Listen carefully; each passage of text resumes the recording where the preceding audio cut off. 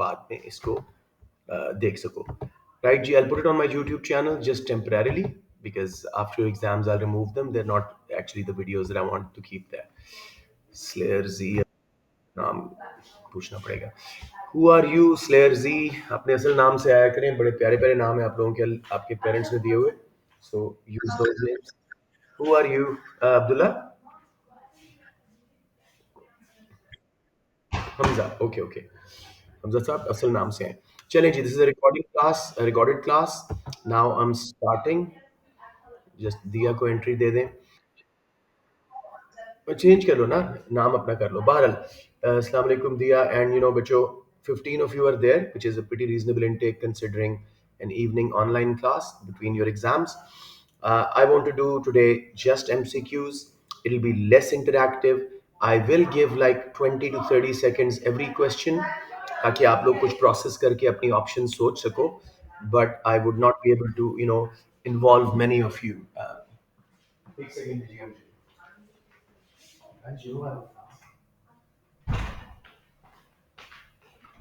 All right, G. Now another interesting name. बच्चों इसकी मैंने अटेंडेंस भी लगानी है, तो ये आई सेज कौन है, प्लीज अपना नाम बता दें. Please come with your actual names.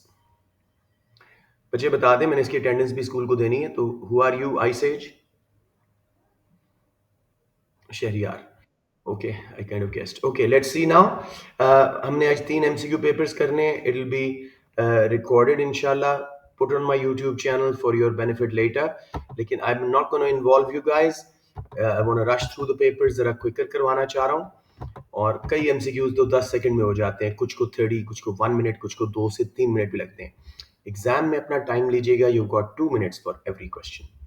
सो पहला क्वेश्चन देखें. People plant flowers in a local park. Which statement is correct? Now I'm going to read all the statements and then give you about 30 seconds to process them. All right, जी कुछ बच्चे आ गए.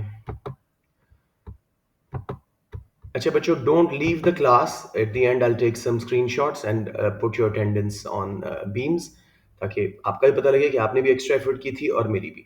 So let's start now ji. Um, People plant flowers in a local park. Which statement is correct? Flowers in park are a public good because people can enjoy them at no charge. Flowers in park are a public good because they are owned by local people and are not for profit.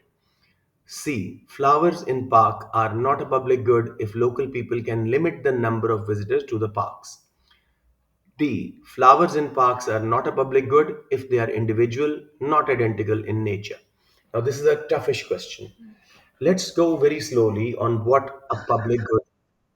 जैसे मैंने कहा था अभी options ना दीजिएगा. 30 seconds का सबको मौका देना चाहिए हमें. Very good. तो इसमें पहले तो पब्लिक गुड को याद करते हैं. Public goods are non excludable. किसी को भी उनके इस्तेमाल से रोका नहीं जा सकता प्राइस चार्ज करके. They are non rivalry. Consumption by one person does not reduce their availability और बेनिफिट फॉर अदर्स. वो एग्जॉस्ट नहीं होती, स्ट्रीट लाइट्स जैसी हैं.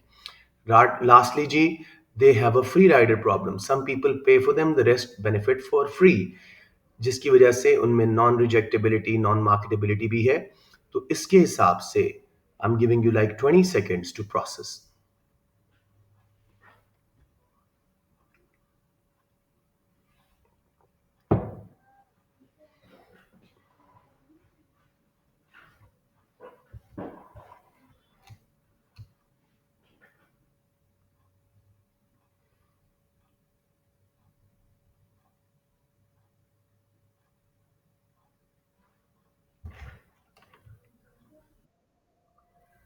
I'm sorry, I have to let this kid enter.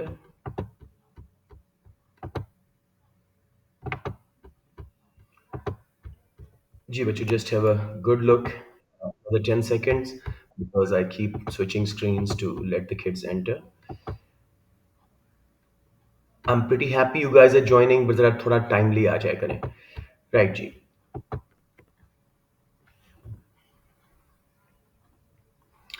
Okay जी, पहले question का मैं आंसर दे रहा हूँ. I'm sure some of you already worked it out. C is the correct option. Flowers are not a public good if local people can limit the visitors to the parks. Excludability आ गई। ठीक है। वैसे भी अगर आप गौर से देखें तो फ्लावर से दूर बैठोगे खुशबू नहीं आएगी, तो उसका बेनिफिट डिमिनिश हो रहा है। सो बेसिकली इसमें राइवलरी भी है, एक्सक्लूडिबिलिटी भी है, क्योंकि अब वो पार्क के अंदर सिर्फ लोकल लोगों को एंटर होने दे रहे हैं। तो this was a pure, it was not a public good at all.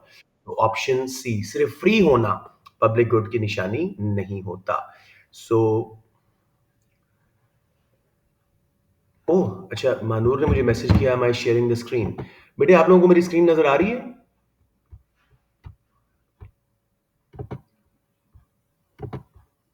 Hello. Okay. फिर महानूर का इशू है, ठीक है, उनको मैसेज। जिन जिन को नहीं आ रही वो दोबारा ज्वाइन करें। बच्चों, those who cannot see the screen, please rejoin because obviously some kids can see, तो I have shared it. All right ji, so option C, किसी को confusion आ रही हो बता दें। All right जी, a government decides that all non-essential businesses must close for 3 months due to a disease pandemic. जैसे Covid के दौर में उन्होंने किया था कि सिर्फ बेकरियां और मेडिकल स्टोर्स वगैरह खुले थे। What is the opportunity cost of this? बहुत आसान क्वेश्चन है।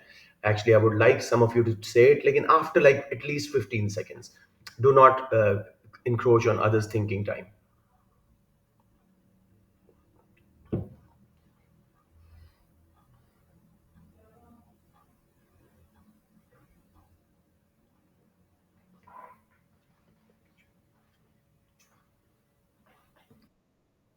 एक second बच्चों, I'm so sorry, I have to let some kids in.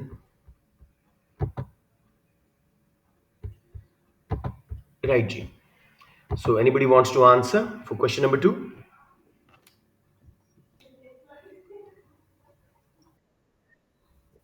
अच्छा बेटे, अगर बी या डी बोले तो बॉल डेविड को इस तरह का फोनेटिक यूज करें, पता नहीं लगता। David, the loss of goods from closed businesses. Opportunity cost is simply the next best alternative for con, what we do not get as a result of a decision. So D was 100% correct, David. किसी को confusion जी? Cool. Let's move on to number 3. PPC का question है। Usually बच्चे इसको पता नहीं क्यों टफ समझते हैं। It's a very very very easy concept. Let the screen clear up जी। Diagram shows an economy's PPC. The economy produces combination of goods and services using all available resources. What does the PPC curve indicate for goods and services? अब जरा इसकी shape देखें और सोचें कि कौन सा पीपीसी है, and it'll make things very easy. चलें जी, आई एम ग्लैड बच्चे आ रहे हैं। It's recorded as well. जो बच्चे लेट आए थे वो शुरू का पार्ट दोबारा देख सकते हैं यूट्यूब चैनल पे मेरे। जी, सो तसल्ली से देखें स्ट्रेट लाइन पीपीसी क्या शो कर रहा होता है, उसको माइंड में ला के आप आंसर करने की कोशिश करें in your minds. I will answer in about 20 seconds.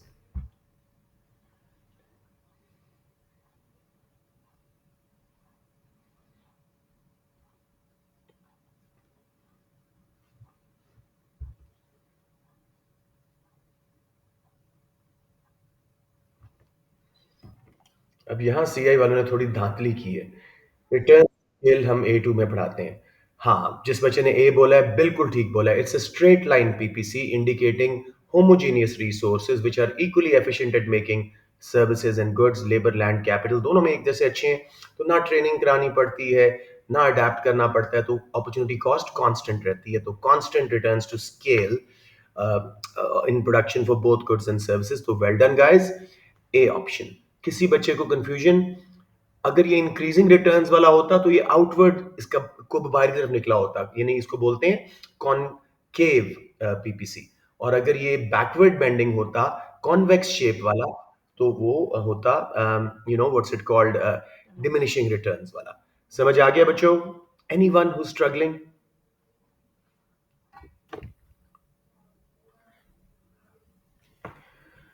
अच्छा जी, let's move on to number 4.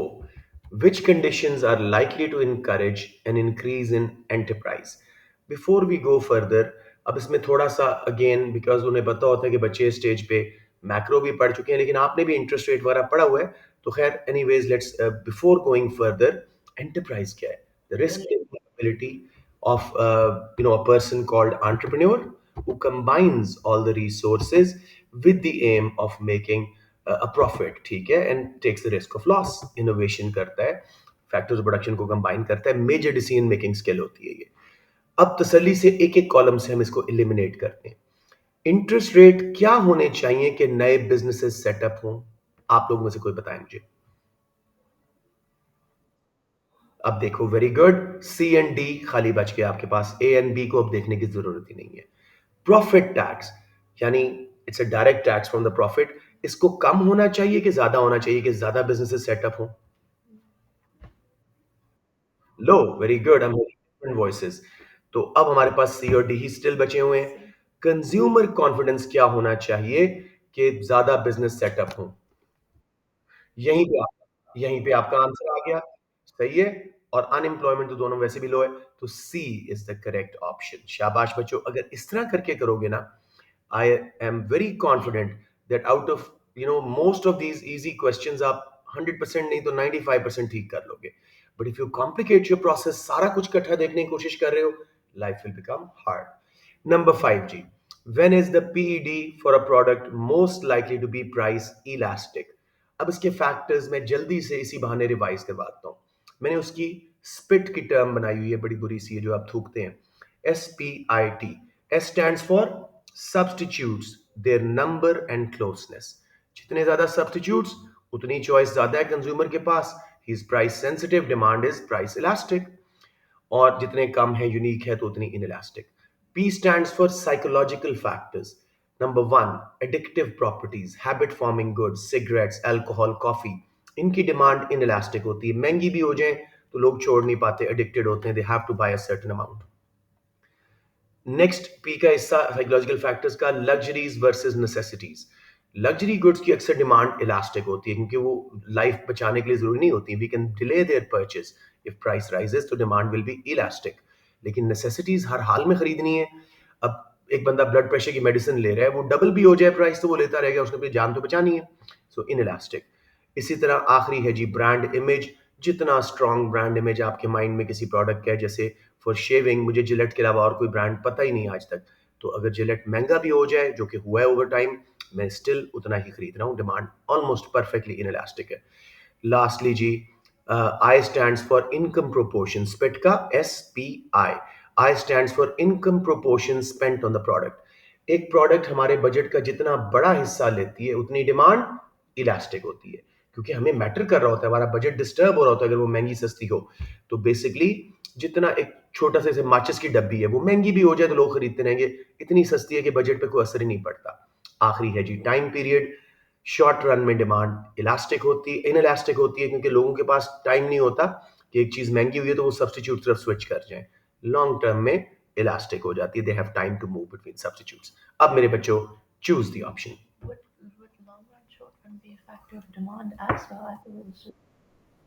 Supply कभी, हाँ जी। A, large percentage of income spend. अब देखा आप लोग, कितने आसान क्वेश्चन है, अगर बेसिक कॉन्सेप्ट थोड़े से ठीक है ना, स्पिट की टर्म याद है, life is easy. So just make sure बच्चों, एक बड़ी थरो क्विक रिवीजन करो। मैं आपको बार बार कह रहा हूं, यूनिट 3, 4 एंड 5, 1 एंड 2 आप लोग कर भी लेंगे और उस पर इतनी ज्यादा एम्फेसिस नहीं आता। यूनिट 4 में से क्वेश्चन आते हैं, यूनिट 5 में से आते हैं, 3 इलास्टिसिटीज लाजमी आता है। So just practice those from the question bank. वो भी मैं करवाऊंगा इंशाल्लाह, कल या परसों हम क्लास करके उसको भी करेंगे, लेकिन अभी के लिए हम MCQs पे फोकस कर रहे हैं। नंबर 6 जी, what is most likely to cause a shift in the supply for rice? अब जल्दी से रिवेंटिस के फैक्टर्स जो मैंने बनाए हुए, ये टर्म फॉर शिफ्टिंग सप्लाई, एक ही फैक्टर है बेटे, कॉस्ट ऑफ प्रोडक्शन, उसके डिफरेंट नाम है। R stands for raw material price, महंगे हुए रॉ मटेरियल। मानूर, यहां पे आप कंफ्यूज हो रहे थे, जैसे वुड महंगी हो तो आपका फर्नीचर बनाना महंगा पड़ेगा, तो कॉस्ट ऑफ प्रोडक्शन बढ़ने से सप्लाई लेफ्ट पे शिफ्ट होगी, कम होगी। Manoor, are you clear on that concept now? Good. रिवेंटस का पहला R, I is for indirect taxes, जो हमने पूरा चौथे चैप्टर में पढ़ा, वो भी कॉस्ट बढ़ाता है, फर्म्स की सप्लाई कर्व लेफ्ट पे शिफ्ट होता है, और अगर कम हो जाए तो राइट पे। W stands for wages, workers की वेजेस बढ़े, कॉस्ट बढ़ेगी, सप्लाई लेफ्ट पे, and vice versa. I stands for interest rate. Interest rate बढ़ा, फर्म्स जो हैं वो लोन कम लेंगी, एक्सपेंशन नहीं करेंगी, तो as a result supply curve left पे शिफ्ट होगा। N stands for natural disaster या गुड वेदर। उस केस में अगर डिजास्टर आया, सप्लाई लेफ्ट पे, अच्छा वेदर रहा तो राइट पे। T stands for technology. Advancement of technology will shift supply to right, and vice versa. S stands for subsidies by the government, not substitutes. Subsidies जो हम पढ़ चुके हैं यूनिट 4 में, गवर्नमेंट की फाइनेंशियल ग्रांट्स, उसकी वजह से भी सप्लाई कर्व राइट पे शिफ्ट होता है, और अगर गवर्नमेंट रिमूव कर दे तो टैक्स वाला इफेक्ट आता है, लेफ्ट पे शिफ्ट होता है। अब जरा तसल्ली से देखें, थोड़ा सा शायद उन्होंने वर्ड्स डिफरेंट यूज किए हों, लेकिन ये फैक्टर्स आएंगे आपको। बताएं जी कौन सा सही है। Take your time. I'm so sorry you have to let this kid.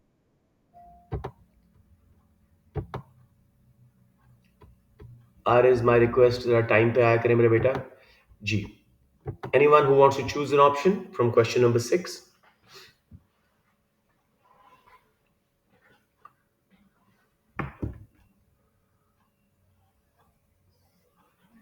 Why does short run and long run matter when it comes to elasticity of demand?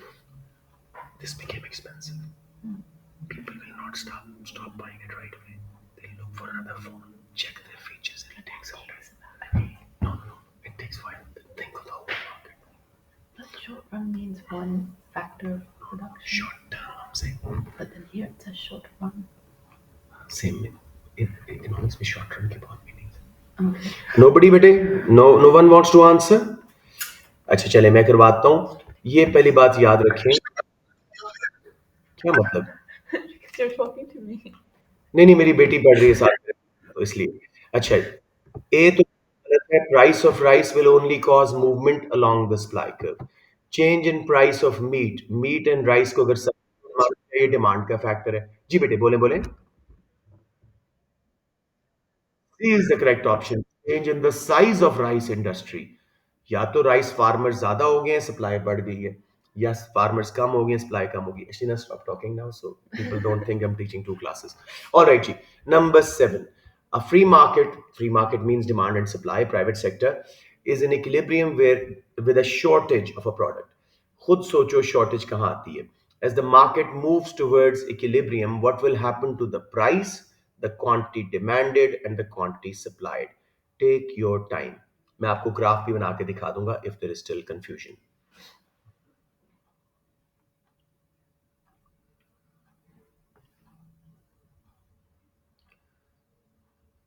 जरा मैक्सिमम प्राइस वाला ग्राफ ज़हन में रहो। इक्विलिब्रियम से नीचे price हो तो shortage पैदा होती है, ठीक है।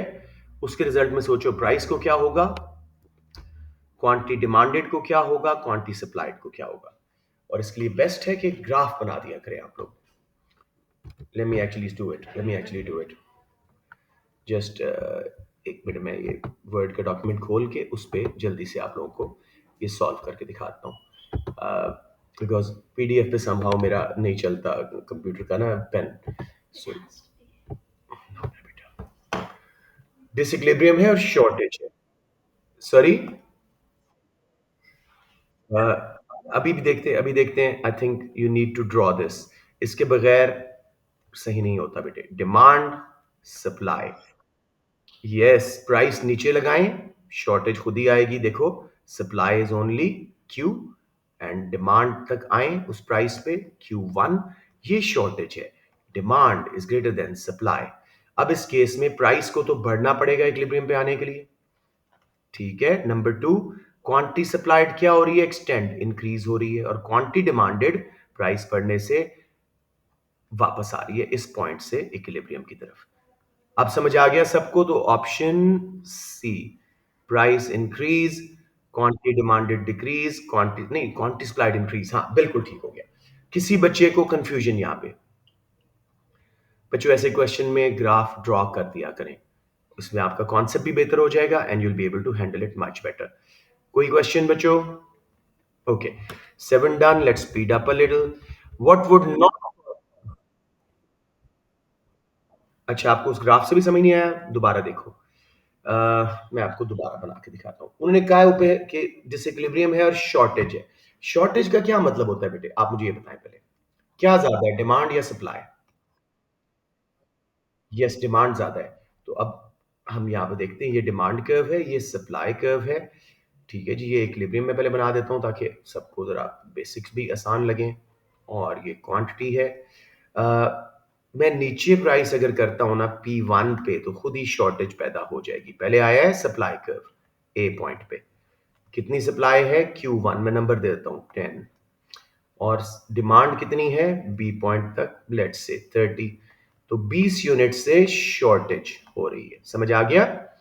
अब इक्विलिब्रियम पे वो कहता है कैसे मार्केट आएगी, प्राइस को बढ़ना पड़ेगा, quantity supplied on the curve, price बढ़ने से एक्सटेंशन आएगी, इंक्रीज आएगी, और quantity demanded on the curve, contraction आएगी।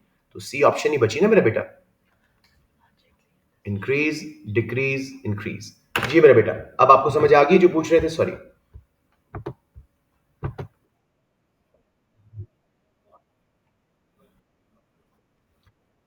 खाली ग्राफ्स के ऊपर, ओ माय गॉड, अच्छा। Hmm, बेटे what I can do is I can send you a link of a class जिसमें मैंने ऑल एएस ग्राफ कराए हुए हैं, 1 घंटे के अंदर 30 मिनट्स में माइक्रो के हो गए। तो माइक्रो वाला आप पार्ट देख लें, मैक्रो वाला भी ना देखो। टोटल 3 ग्राफ हैं, पीपीसी, डिमांड सप्लाई के, और फिर उसके बाद टैक्सेस वगैरह के, कुछ भी नहीं है माइक्रो एएस में, ठीक है? सो वो वीडियो मैं आपको भेज देता हूँ आपके एग्जाम प्रेप ग्रुप में, वो देख लें। Good, let's move on little faster now. What would not cause a shift in demand curve? अच्छा, मैं कहता हूँ फास्ट, लेकिन फिर मुझे रिवीजन का भी शौक पड़ता है। ईडी पैम्स के फैक्टर्स, या आईडी पैम जो मैंने टर्म बनाई हुई है, I for incomes, D for direct taxes, I for interest rate changes, P for population, advertisement, media, substitutes। ये देखा कितना अच्छा बोला आपने, गलत। ओए, प्राइस चेंज अभी दिखाया आपको graph, price change never shifts a curve. मेरा बेटा, ये एक बेसिक सा कॉन्सेप्ट है जो अक्सर बच्चे गलत कर जाते हैं। जरा आप इस बात को देखो, ये है डिमांड कर्व। $10 प्राइस थी, मैं डिमांड कर्व के ऊपर ही आके दिखा दिया कि जी लोग 10 यूनिट खरीद रहे हैं, 20 खरीद रहे हैं। $5 पे प्राइस आई, डिमांड कर्व के ऊपर ही मूवमेंट आई। Price change only causes extension या कॉन्ट्रैक्शन। शिफ्ट आता है ईडी पैम्स के फैक्टर्स से, इनकम, डायरेक्ट टैक्सेस, क्या उसको बोलते हैं, in interest rates, population, advertisement, media, substitutes and complements. अब समझ आ रही है? अब चूज करें कौन सी ऑप्शन आपको वो सही दे रहा है। व्हाट वुड नॉट कॉज, अच्छा ये किसने बोला था, सही बोला था, नॉट कॉज था। I am so sorry, not cause था। आई एम सो सॉरी, मैंने नॉट नहीं पढ़ा। I am human too, yes, C is correct. Income से भी शिफ्ट होगा, सब्स्टिट्यूट की प्राइस से भी शिफ्ट होगा, कॉम्प्लीमेंट्री गुड की प्राइस से भी शिफ्ट होगा। अब प्लीज एग्जाम में क्वेश्चन है तो कॉम्प्लीमेंट को आई से ना लिखिएगा। बहुत बुरा लगता है कि इकोनॉमिक स्टूडेंट कॉम्प्लीमेंट को गलत स्पेल कर रहा है। चलो, सबको समझ आ गया जी, कोई कंफ्यूजन?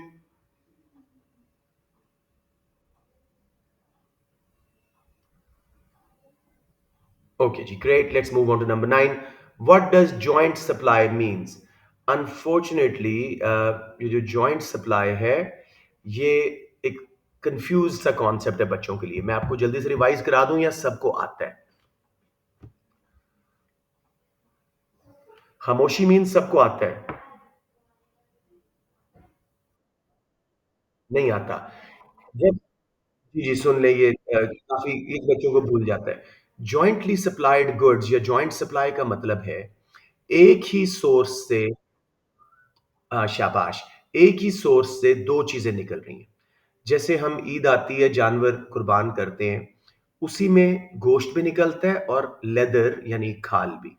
समझ रहे हैं मेरी बात? तो वो जॉइंटली सप्लाई हो गए। तो जब भी डिमांड फॉर मीट बढ़ेगी ईद के टाइम पे, लेदर की सप्लाई, क्योंकि जानवर ज्यादा ज़िबा किए जाएंगे, ऑटोमेटिकली बढ़ जाएगी, उसकी प्राइस गिर जाएगी।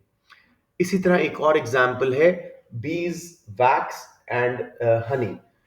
शहद के छत्ते में हनी भी होती है, और एक वैक्स, एक मेडिसिनल पर्पसेस के लिए यूज होती है, एक मोम सी होती है, वो भी निकलती है, जॉइंटली सप्लाइड।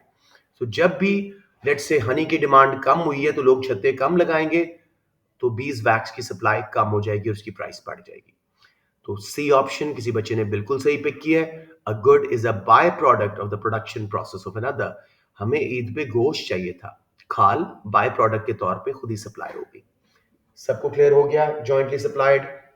कोई कंफ्यूजन? कूल। जी जी जी जी जी, बोले। जी बेटे बोले। Okay, when the price of a firm's product, okay okay, जब क्लियर हो तो खामोश रहा करें। When the price of a firm's product falls by 5%, its total revenue also falls by 5%. What describes the product price elasticity of demand? तसल्ली से सोचें, price जितनी गिर रही है उतना ही रेवेन्यू गिर रहा है, तो ये कौन सी इलास्टिसिटी होगी? Common mistake, common mistake. Unitary में रेवेन्यू चेंज, हाँ नहीं नहीं, परसेंटेज भी हो तो कम ऑन। यूनिटरी में अगर आपने 5% प्राइस कम की थी तब भी रेवेन्यू चेंज नहीं होगा, 10% बढ़ाई कम की, उसमें रेवेन्यू चेंज नहीं होता क्योंकि क्वांटिटी डिमांडेड उसी परसेंटेज से चेंज होती है। Unitary means one, 10/10, 10% quantity change हुई थी, 10% ही नीचे प्राइस चेंज हुई। कुछ फॉलो कर रहे हो? इसका आंसर होगा zero, D, perfectly inelastic. Perfectly inelastic, अभी मैं आपको दिखाता हूं, प्रूव करता हूं। ये देखो मेरे बेटे, एक परफेक्टली इनइलास्टिक डिमांड कर्व इस तरह होता है। लेट्स से $100 प्राइस थी, 10 यूनिट बिक रहे थे, 1000 था रेवेन्यू। अब हमने प्राइस, लेट्स से इसी क्वेश्चन के मुताबिक 5% मैंने कम की 95 पे। अब रेवेन्यू कितना है? 95 इंटू 10, 950। 50 से गिरा है, यानी 5% से गिरा है। तो जितनी प्राइस कम करते जाओ उतना रेवेन्यू गिरता जाएगा, जितनी बढ़ाते जाओ उतना बढ़ता जाएगा। चले इसी बहाने मैं आपको ये जरा इलास्टिसिटीज रिवाइज करा दूं। कोई मसला नहीं, दूसरे पेपर ना भी हो तो कम से कम कॉन्सेप्ट बन जाए। अब जरा मुझे लेबल करवाएं, माइंड हाजिर रखें। ये वाला अभी मैंने बनाया है, तो मुझे बताएं क्या इलास्टिसिटी है इसकी, डी जीरो की। बताएं मुझे पीईडी क्या है इसकी, यानी जीरो पीईडी। ठीक है, शाबाश। ये वाला कौन सा है? ये वाला कौन सा है? शाबाश, ये बताएं, D1।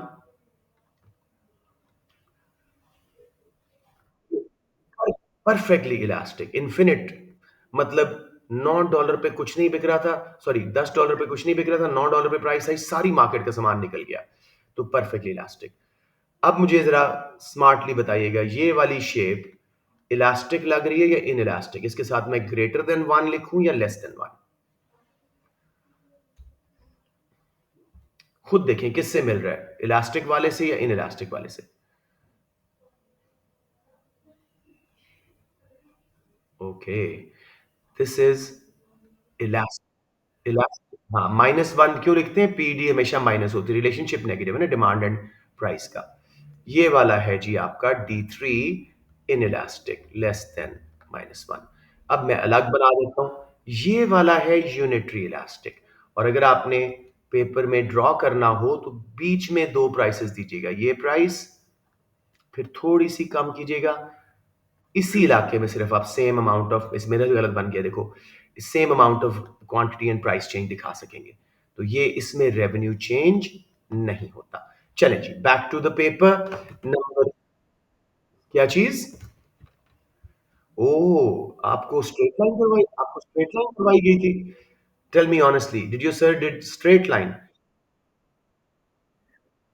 अच्छा चलिए, नहीं मैं आपको समझाता हूँ बेटे। ये एक स्ट्रेट लाइन नॉर्मल डिमांड का है। अब नोट करो, जीरो से निकली हुई लाइन 45 डिग्री होती है। यहां पे दोनों variable price and quantity same change हो रहे होते हैं, तो basically this is a point where demand is unitary elastic. Upper half हमेशा ग्रेटर देन वन इलास्टिक होता है, लोअर हाफ हमेशा लेस देन वन। अब समझ आ गया, ये कॉन्सेप्ट है। अब अगर कोई बिजनेस इसको यूज करना चाहे, अपर हाफ में प्राइस कम करे, प्रोपोर्शनेटली क्वांटिटी डिमांडेड ज्यादा बढ़ेगी, रेवेन्यू बढ़ेगा। सेंटर में प्राइस चेंज ना करे क्योंकि रेवेन्यू चेंज नहीं होने वाला।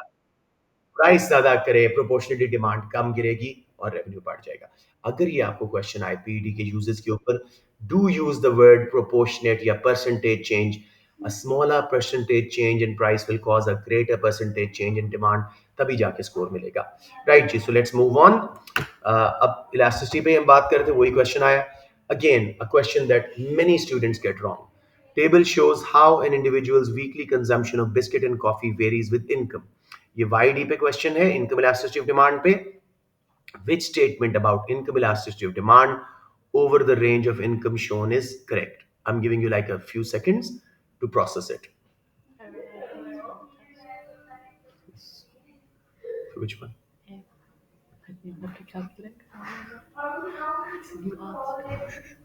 Let's just whisper. जी बच्चों, whoever is ready, give me answer. अगर आप कैलकुलेट कर रहे हैं, I'll wait.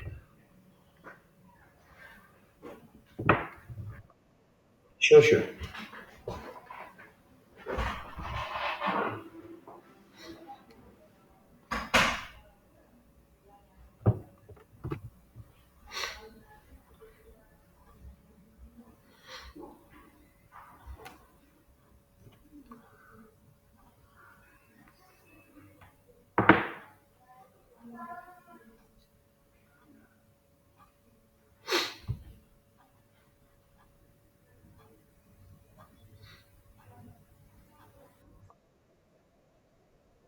2 मिनट तक होता है आपके पास.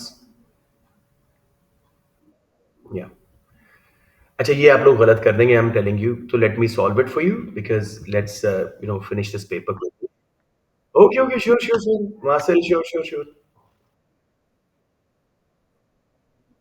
No worries, do it do it do it.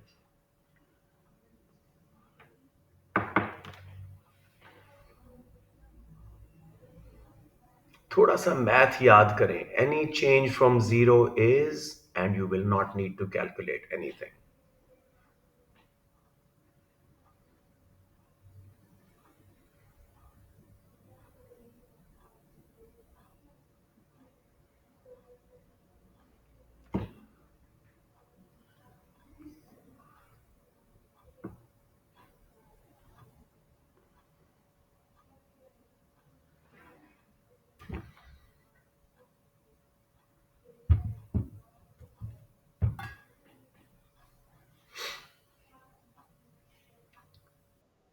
Champion कितनी देर है?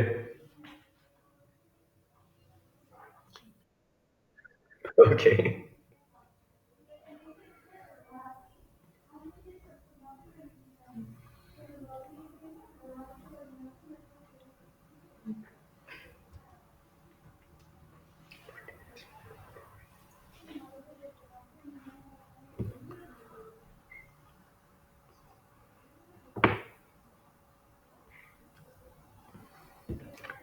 चैंपियन ये नहीं होगा, तुम्हें वो मैथ का कॉन्सेप्ट याद नहीं आ रहा.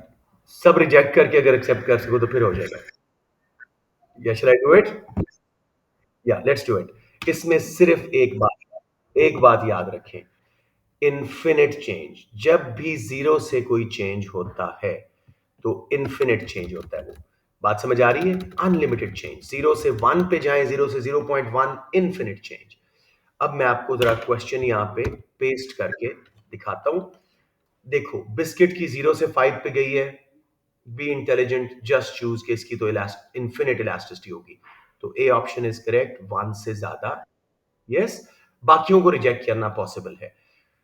कुछ बच्चे बिस्किट से जीरो चूज कर लेते हैं क्योंकि कंप्यूटर उसको जीरो, क्या कैलकुलेटर जीरो बोलता है. वो नहीं बात, वो इन्फिनिटी का साइन देगा अगर अच्छा कैलकुलेटर है. सिंपली याद रखें, कॉफी का मैं आपको चेंज करना भी, कैलकुलेट करना भी सिखाता हूं. कप्स ऑफ कॉफी 5 to 10 गए हैं तो कैसे परसेंटेज चेंज कैलकुलेट होगा? 5 जो चेंज है, ऊपर ओरिजिनल वैल्यू 5 into 100, यानी 100% डिमांड बढ़ी है. जबकि इनकम बढ़ी थी 100 से 150, कितना चेंज था? 50 ओवर ओरिजिनल इंटू 100. तो अब क्या होगा जी? 50% वो. तो इसका आंसर आएगा 100 क्वांटिटी में चेंज, 50 इनकम में चेंज. Answer is 2. तो वो कॉफी वाली लेस देन 1 भी गलत है, कॉफी वाली यूनिटरी भी गलत है, बिस्किट जीरो वैसे गलत है. तो ऑप्शन ए बच जाती है आपके पास. क्लियर हो गया? So just use whenever there is zero से कोई चेंज, इट्स इन्फिनिट. जरा देखो ना, अभी देखो $10 पे कुछ भी नहीं बिक रहा था. ये परफेक्ट इलास्टिक डिमांड का इन्फिनिट इलास्टिसिटी मैंने लगाया है. 9 पे पूरी मार्केट का सामान निकल गया. The change we can not even calculate from zero to any change is infinite. So that is it. सबको क्लियर हो गया? I just want to be 100% sure about your clarity on this. Okay, खामोश रहिएगा जिसको समझ आ गया. Yes, another good question. This will clarify a lot that we've done. Which statement about PES curves is correct? तसल्ली से जरा एक एक करके रिजेक्ट करते जाते हैं। Except W has zero elasticity, क्या ये बात सही है? डब्ल्यू क्या एक परफेक्टली इनइलास्टिक कर्व है? जीरो है। लेकिन ये तो कांस्टेंट होता है, राइज तो नहीं हो रही इलास्टिसिटी, जीरो ही रहेगी थ्रू आउट। तो ए ऑप्शन रिजेक्ट हो गई। X has elasticity greater than 1 that will be constant as price rises। अच्छा जी, याद रखिएगा, any curve originating from x axis and sloping upward, चाहे वो सप्लाई कर्व हो, चाहे वो इनकम कंजम्पशन कर्व हो, चाहे वो सब्सटीट्यूट्स का कर्व हो, will have in elastic demand. और अलोंग द कर्व इलास्टिसिटी और कम हो रही होगी। डिमांड कर्व पे भी इलास्टिसिटी ऑन द कर्व हमने देखा था, इलास्टिक फिर यूनिटरी फिर less than one. Supply curve का भी यही बिहेवियर होता है। Any curve originating from y-axis will initially have less elastic demand, sorry, और बाद में वो थोड़ी सी elasticity कम हो जाएगी along the curve। So option C, y has elasticity greater than 1 that will fall as price rises। समझ आ गया सबको, या मैं एक बार फिर ये बात समझा दूं? Z is perfectly elastic। D तो बेटी वो zero थोड़ी है, वो तो infinity है ना, perfectly elastic है। W is zero। हाँ, तो आपने बस ये याद रखना है, वाई एक्सिस से निकला इलास्टिक है।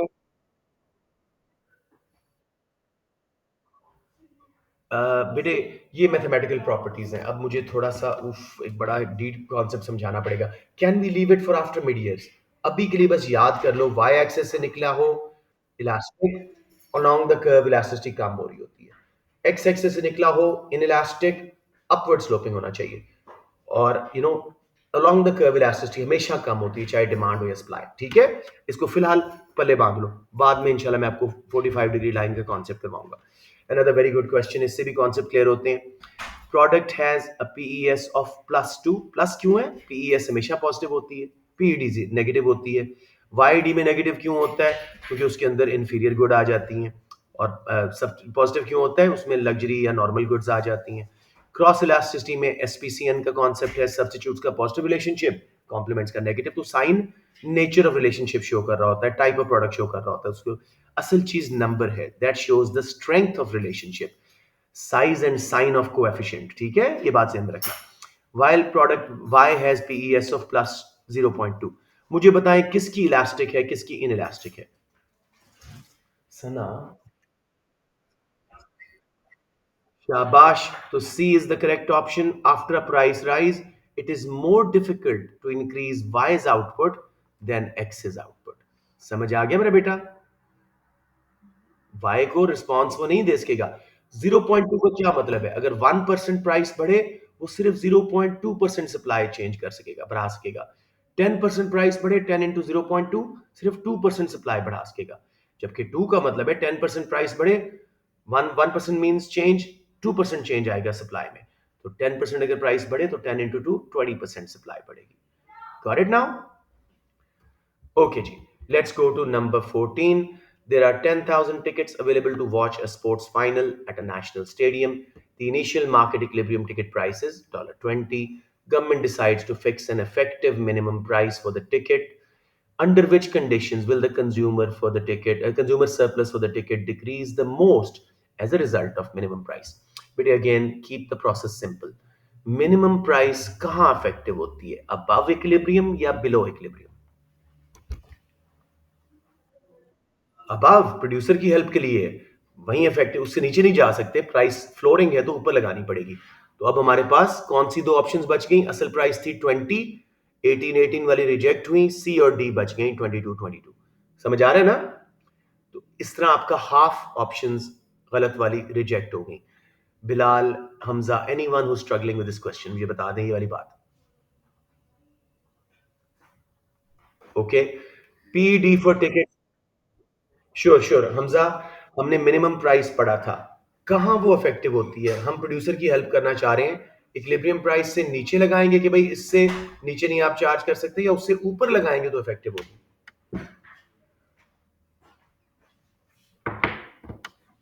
नहीं, Hamza is not clear on this. Let me give you a practical demonstration. Hamza बेटे देखो, मैं आपको यहाँ पे एक मिनिमम प्राइस का ग्राफ बना के दिखा रहा हूँ। ये मेरा बेटा हमारा इक्विलिब्रियम पहले था डिमांड एंड सप्लाई के थ्रू यहाँ पे। Let's say price was $8। Government को लगा ये बहुत कम है, प्रोड्यूसर को हेल्प करनी चाहिए। तो कहाँ लगाएंगे आप? नीचे लगाएंगे कि भाई $6 पे ये प्राइस लगाएंगे। क्या ये इफेक्टिव होगी? लॉ तो है कि जी इससे नीचे चार्ज नहीं कर सकते, हम तो ऑलरेडी उससे ऊपर चार्ज कर रहे हैं, ये इफेक्टिव ही नहीं होगी। Original price quantity, original demand supply चलते रहेंगे। हमजा बात समझ आई? नहीं। अलबत्ता अगर $10 पे मैं लगा देता हूं प्राइस मिनिमम, अब देखो इफेक्टिव हो गई, अब डिमांड कम हो गई, मैंने आपको बहुत ग्राफ कराए थे बेटे ये, और सप्लाई बढ़ के ज्यादा हो गई और सरप्लस पैदा हो गया, यहां पे इफेक्टिव है। तो उस क्वेश्चन में 20 वॉज ओरिजिनल प्राइस, उन्होंने कहा जी 18 पे लगे या 22 पे, तो कहां लगना चाहिए हमजा? उस क्वेश्चन के मुताबिक 18 पे, 22। तो वापस चलते हैं, अब हमारे पास दो ऑप्शंस बच गई, 22 22। साथ मैंने आपको पढ़ाया था डिमांड क्या होनी चाहिए कि कंज्यूमर सरप्लस बहुत गिरे टैक्स के रिजल्ट में या मिनिमम प्राइस के रिजल्ट में, इलास्टिक या इन इलास्टिक, खुद सोचें और मुझे बताएं सी और डी में से कौन सी करेक्ट ऑप्शन है।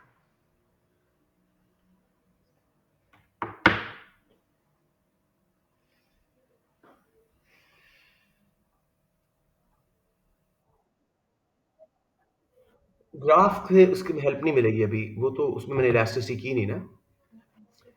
प्राइस बढ़ने से कब कंज्यूमर सरप्लस ज्यादा गिरता है? जब डिमांड इलास्टिक हो या इन इलास्टिक हो। ये हमने बहुत सारे ग्राफ किए हैं, सब्सिडीज के भी, इनडायरेक्ट टैक्सेस के भी, और मैंने आपको एक टोटका भी बताया था ना। ना, जिस पार्टी की डिमांड या सप्लाई इन इलास्टिक है उस पे टैक्स का बोझ भी ज्यादा पड़ता है और बेनिफिट भी सब्सिडी का ज्यादा आता है, मिनिमम प्राइस का बोझ भी उसी पार्टी पे पड़ेगा। तो 0.5 ऑप्शन सी इज करेक्ट। बच्चों समझ आया या प्रैक्टिकली बना के दिखा दूं?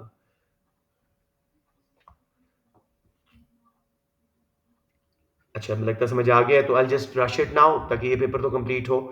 अनदर गुड क्वेश्चन, ये भी हमने क्लास में किए हुए हैं। Diagram shows the impact of government imposing a unit tax on a demerit good. किसी भी गुड पे टैक्स लगे वो इनडायरेक्ट होता है, तो सप्लाई कर्व देखो लेफ्ट पे शिफ्ट हुआ है। S is the supply curve before tax and S1 is the supply curve after tax. What is the after tax revenue of the firm producing demerit good?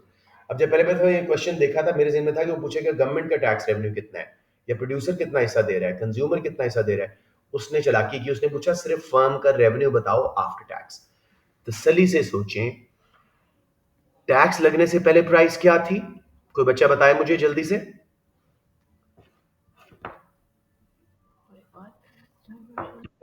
Tax लगने से पहले क्या price थी? 30। Tax लगने के बाद प्राइस क्या होगी? ये मार्केट प्राइस जो कंज्यूमर पे कर रहा है। नया इक्विलिब्रियम देखो 40 और $20 का टैक्स है, vertical distance between the two curves. Producer को अब क्या बच रहा है? सिर्फ कौन सी प्राइस मिल रही है प्रोड्यूसर को? $20। रेवेन्यू कैसे कैलकुलेट होता है? Price into quantity. तो 20 इंटू 5 यूनिट्स जो नई इक्विलिब्रियम क्वांटिटी पे सेल हो रहे हैं, into 500, so option A. Clear हो गया बच्चों? बल्कि मैं एक काम करता हूं, ये बहुत अच्छा क्वेश्चन, मैं आपकी बाकी चीजें भी कुछ रिवाइज कराता हूं इसके through. Let's just quickly paste it here and let's see. मैं एरियाज आपके कहने पे हाईलाइट करूंगा। मुझे बताएं जी, पर यूनिट टैक्स, ये वर्टिकल डिस्टेंस ये है ना जी, यानी 20 टू 40, $20 का, और टोटल टैक्स ये बन गया। टोटल मैंने उसको हाईलाइट कर दिया। कोई बच्चा मुझे बता सकता है गवर्नमेंट को कितना टैक्स रेवेन्यू मिल रहा है? मल्टीप्लाई करें पर यूनिट टैक्स को with the amount that's being traded, यानी 5 units. Per unit tax between these two is what? $10।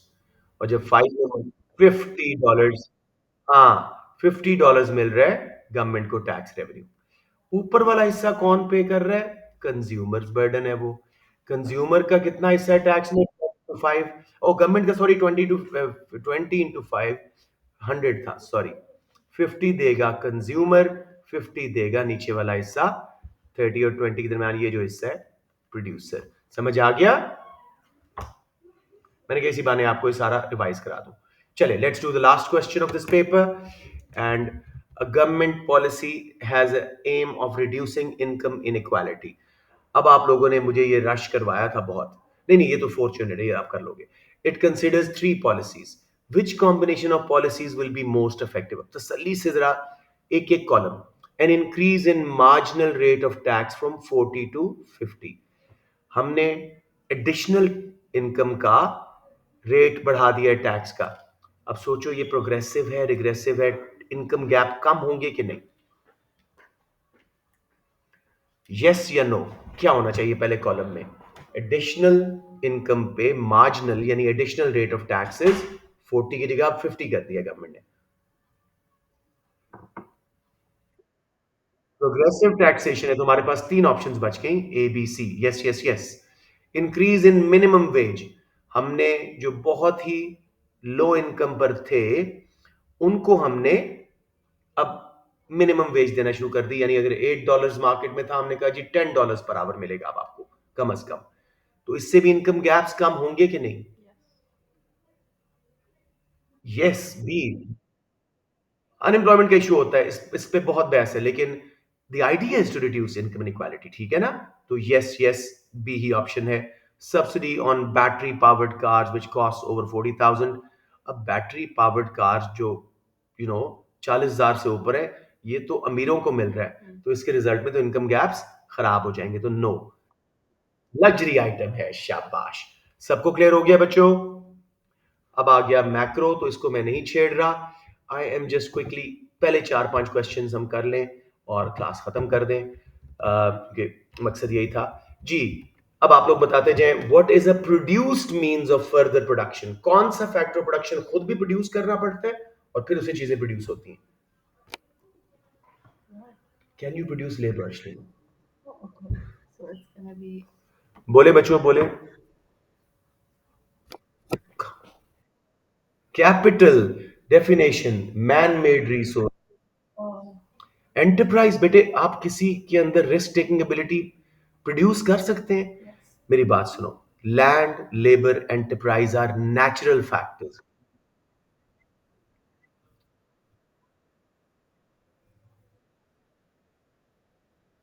नहीं, आपका मतलब ये हो या ना हो, इकोनॉमिक्स का मतलब कुछ और है ना। Enterprise is the risk taking ability of a person called entrepreneur. yes kasuri families ने रिस्क लिया, बीकन हाउस से पहले एक छोटा सा स्कूल बनाया और फिर इतना बड़ा एंटरप्राइज बना दिया। तो बेटे आप अपने मतलब से तो नहीं कर सकते ना। ये पहले पेज पे दुनिया की हर इकोनॉमिक्स बुक्स में, चाहे वो ओ लेवल की हो, चाहे वो प्री ओ लेवल की हो, चाहे वो ए लेवल की हो, पहला पेज है। तो आई एम वेरी सरप्राइज्ड कि यहाँ बच्चों को नहीं आया। कैपिटल को मनी ना समझे। yes बच्चे क्या समझते हैं? कैपिटल इज फाइनेंस, बिजनेस और अकाउंट्स में है। इकोनॉमिक में capital is just man made resources. done इस क्लास में मेरा कंप्यूटर भी कैपिटल है, आपके फोन्स भी कैपिटल है, because we producing a man made resource, ठीक है? कुछ नहीं होता। Hospital management board decides to reallocate $8 lakh from its $1.2 million new building budget to spend on cancer care. What is the opportunity cost of this decision? तसल्ली से क्या नहीं बनेगा?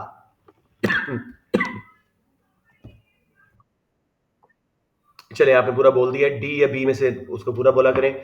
बेटे मासिल के अलावा भी कोई बोले, मानूर, लाइबा, इतने अच्छे अच्छे बच्चे हो, मूसा साहब, कोई भी नहीं बोल रहा। D as in David, loss of some new buildings. अब कोई और बोलेगा, मासिल आप खामोश रहिएगा। Diagram shows change in a country's PPC from X X to Y Y. पहले सिर्फ ये देखो क्या हुआ है। एक्स एक्स पे फूड जितनी बन रही थी उससे ज्यादा बना सकते हैं हम, और ड्रिंक पहले से कम, तो resources suitable to food might have increased या इंप्रूव्ड, को प्रोडक्टिविटी बढ़ी होगी। और ड्रिंक्स के लिए रिसोर्सेज या कम हुए या उनकी क्वालिटी प्रोडक्टिविटी कम हो गई। एनीवन जी?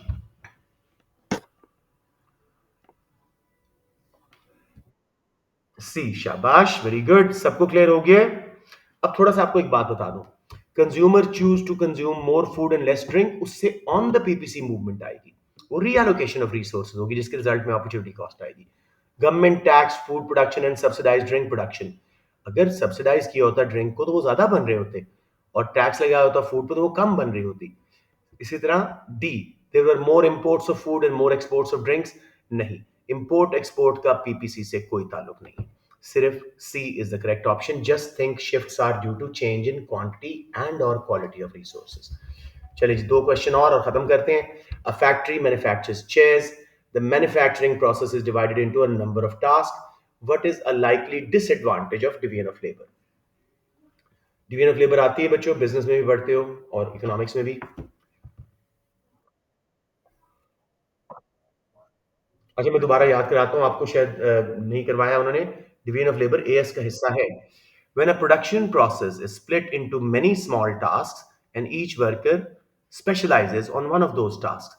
चेयर्स बन रही हैं, वुड काटने वाले अलग हैं, उनको प्लैंक्स बनाने वाले अलग हैं, उनको पैक करके फैक्ट्री तक भेजने वाले वुड प्लैंक्स को अलग हैं लोग, फिर उसको पॉलिश करने वाले अलग हैं, उसके अलावा उसको मैन्युफैक्चर करने वाले अलग हैं, पेंट करने वाले अलग। तो हमने प्रोसेस को कई हिस्सों में डिवाइड किया, मशीनरी और लेबर को उसको डिफरेंट कामों पे लगा दिया। इसके फायदे क्या हैं? आउटपुट बढ़ती है, प्रोडक्टिविटी बढ़ती है, कॉस्ट कम होती है, क्वालिटी भी बढ़ती है, स्पीडी प्रोडक्शन हो रही होती है, फर्म्स का प्रॉफिट भी बढ़ता है। लेकिन नुकसान क्या है? रोज एक काम कर करके वर्कर्स डीमोटिवेट हो जाते हैं। इमेजिन मैं यही क्लास रोज पढ़ाऊं, और अब होता है एएस की classes kind of bore me, लेकिन ए टू की classes are challenging and interesting. Maybe tomorrow if I teach university वो और अच्छा लगे। ये ऑटोमेटिक है, मोटिवेशन कम होती है रिपीटेटिव टास्क की वजह से, उसकी वजह से आपकी एफिशिएंसी भी कम हो जाती है। नेक्स्ट जी, कैपिटल रिप्लेसेस लेबर, रोबोट्स आ जाते हैं, आर्टिफिशियल इंटेलिजेंस आ जाती है, बंदों को निकाल दिया जाता है। ये इसके डिसएडवांटेज हैं। तो अब बताएं मुझे कौन सा वाला सही ऑप्शन हो गया।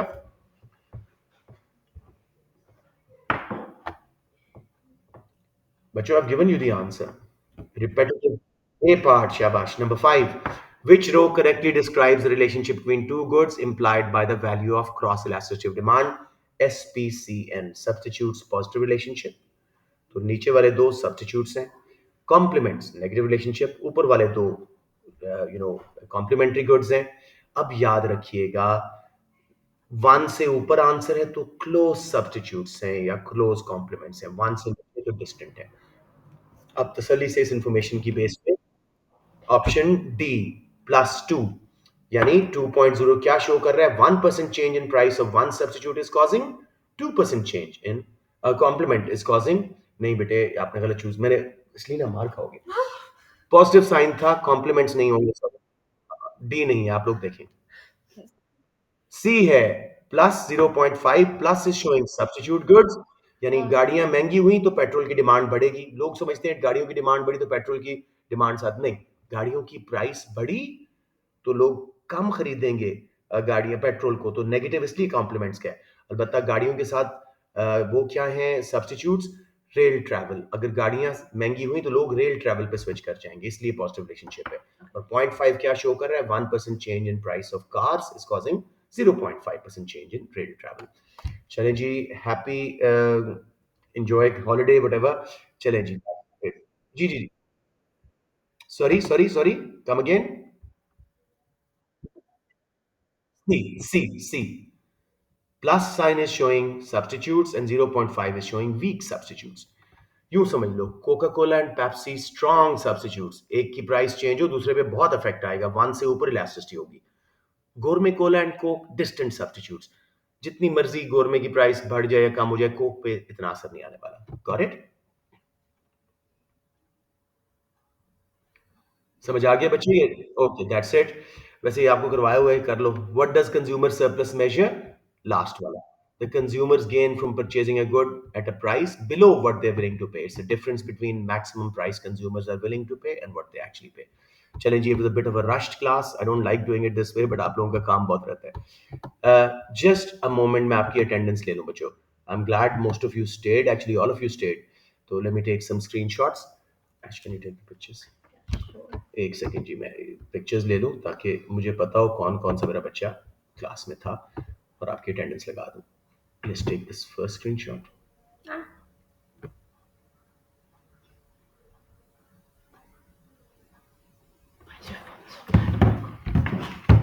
मैं उसी से पढ़ लेता हूँ बेटे, आप जल्दी करो।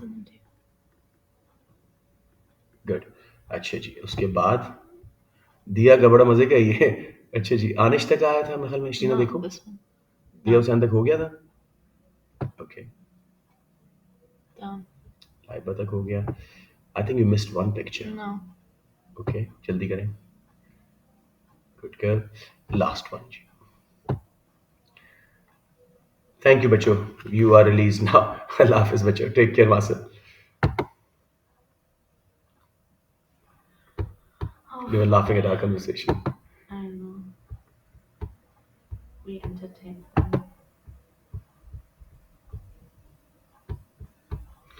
नहीं बच्चे कहते सर आप 2 क्लासें पढ़ा रहे हैं एग्जाम में। Like it's possible physically. Even if I become more greedy monkey, I can't do that. Okay. Oh wow.